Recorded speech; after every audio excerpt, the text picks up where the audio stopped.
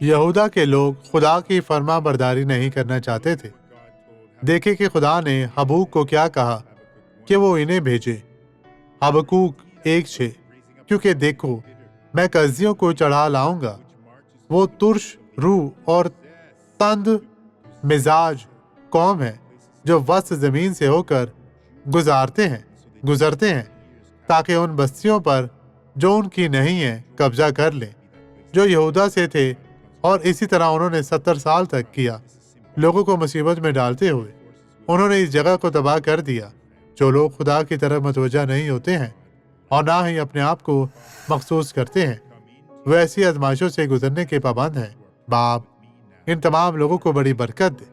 وہ لوگ جو میرے ساتھ دعا میں شامل ہیں، خداوند تو ان تمام لوگوں کو چھو پاک صاف اور مسح کر ہر طرح کی بدی، کمزوری، بیماری، مشکل، پریشانی سے، جوڑوں کی درد اور سوزش سے انہیں آزاد کر بدی یسوع کے نام میں ان کی زندگی سے چلی جا۔ خداوند تیرا شکر ہو۔